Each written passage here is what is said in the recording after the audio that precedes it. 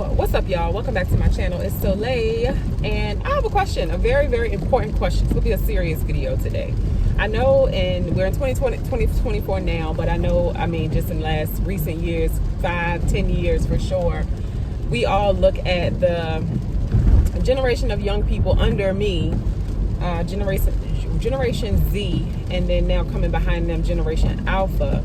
And we're like, what in the world? Now, I have to say this. I feel like exposure is really important. It's important that you don't get your news and current events from just one source or even one outlet or one medium, i.e. the news. I always tell people in terms of like dating and relationships, since I'm having those conversations a lot with one of my old businesses, I tell people, get off the internet and get outside. Talk to the people in person, in your city, outside of your city. Like, get outside and stop just listening to curated sources of information. And so I say that to say this: when we think about the youth, sometimes it really can feel like doom and gloom. But honestly, when you think about the state of the world and what the world is focused on and what our society is focused on, that really can be applied to society and not just young people. This is the generation they're living in. They can't help that.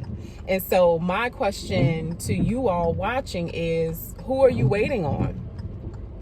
Who are you waiting on to be the solution? We forget that no matter how big and bold young people act, that they're still children and that their brains are not fully developed yet and that they're only regurgitating things that are being poured into them. So if we're not pouring into them, who are we waiting for to help be the solution and to guide them and to mentor them?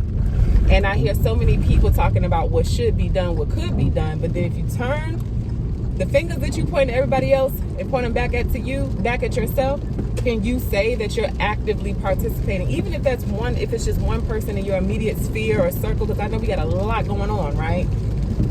With our day-to-day responsibilities in our own families. But if we're not doing anything to influence those under us and to go back and get them, nurture them, mentor, guide them, well, we're part of the problem. And I'm saying that because I'm actually headed to a high school to talk about this exact thing, mentorship. And it's an inner city school and it's a very undeveloped area, but I have been to this school multiple times actually for career day and college day, and I've met some really bright students and bright male students. And no, it's not just because I'm cute or because I think I'm cute or they think I'm cute.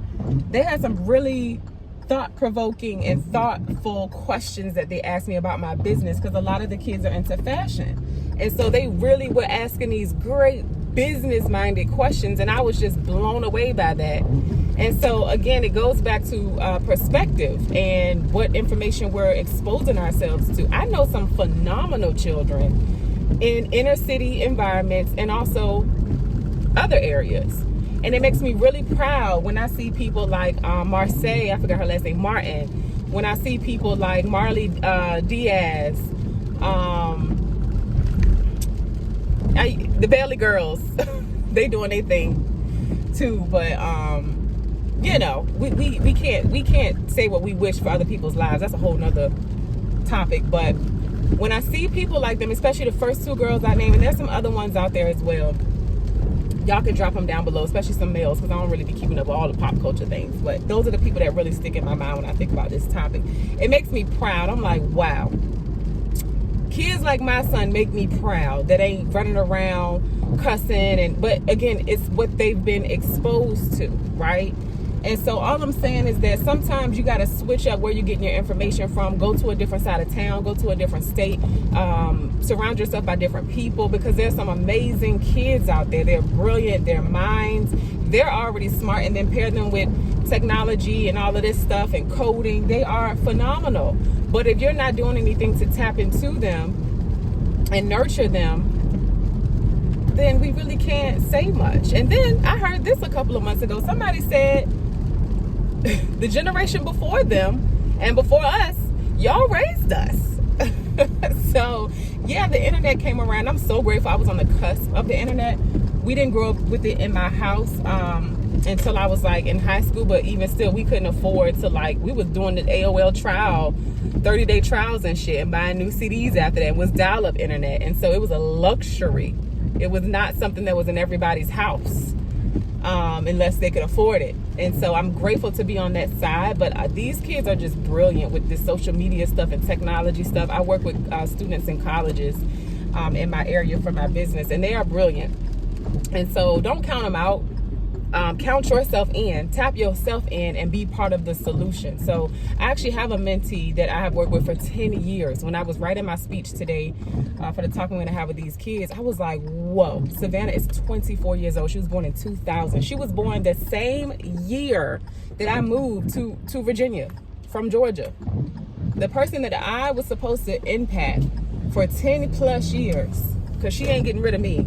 We was only supposed to be together for like, I don't know how long that program's supposed to be, but it's been 10 years. And I was 8 years old when the girl was born. And that is the person that God assigned to my life, right?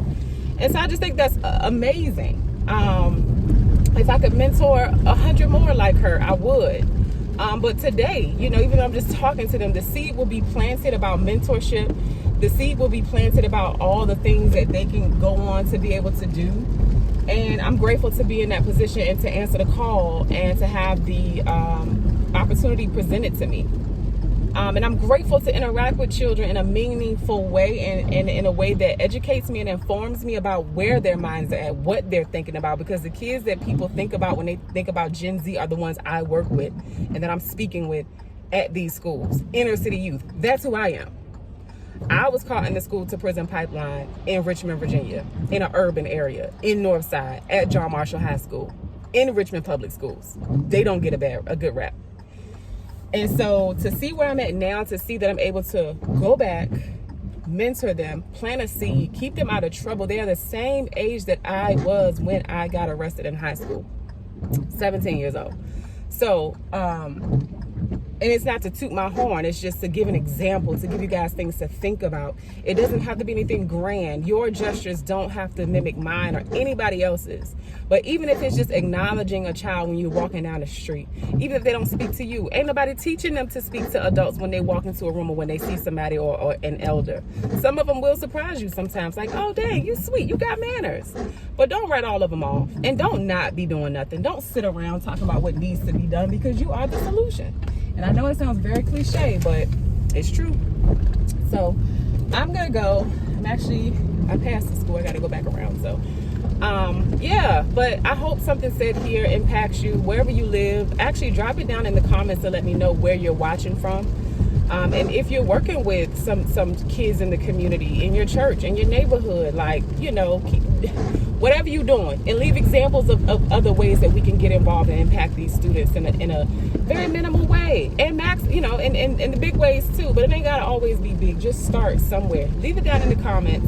And for those of you who are working with the youth every single day, that are in public health, that are in the education system, that are working with nonprofits, like, thank you, because it is not easy.